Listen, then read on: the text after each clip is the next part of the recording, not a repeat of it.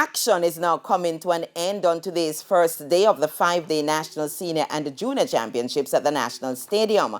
The 100-meter heats are closing the show with the men's section already completed.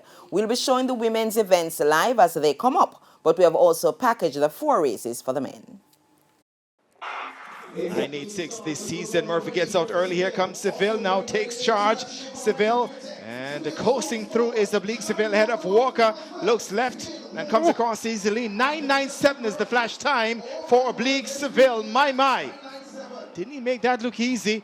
At the 50-meter mark, he eased a bit, and I must say my heart was in my mouth as I was thinking, I hope that's not any injury concern, but 998.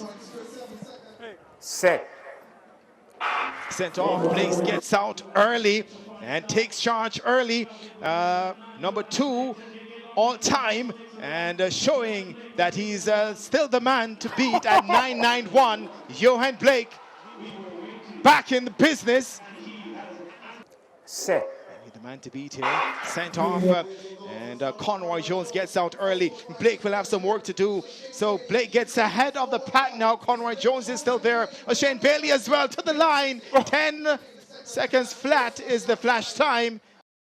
Heat 4 of 4, set position and sent off. Ford gets out quite early, and Tracy now also goes to work. Also there's Heslop, so Heslop, and also coming through on the outside, that's Goldson of GC Foster at 10:17.